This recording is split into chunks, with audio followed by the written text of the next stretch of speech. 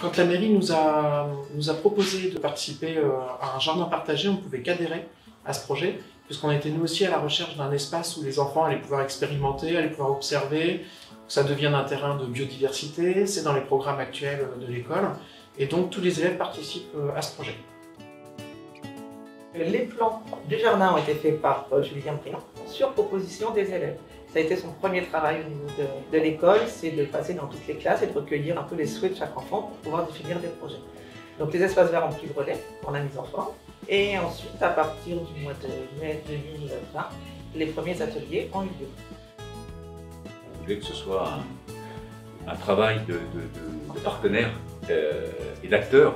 On a trouvé donc effectivement le directeur d'école et la directrice de la LSH qui vont sauter sur l'occasion.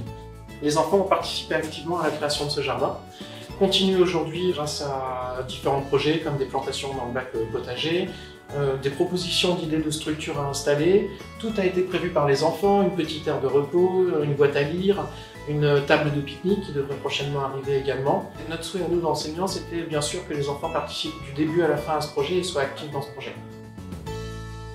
Donc l'école a été labellisée E3D, école en démarche de développement durable. Ce projet va continuer sur plusieurs années, va se développer pour enfin arriver à une école réellement en démarche de développement durable. Nous avons gagné également un concours qui s'appelle le concours des trophées des initiatives locales, qui nous a permis de gagner 1 500 €. Nous avons pu acheter en premier lieu 2 arbres, et puis d'autres projets vont avoir lieu, comme la création d'une mare à côté de la boîte à lire, ou des plantations et l'aménagement du parterre de massif de notre jardin partagé.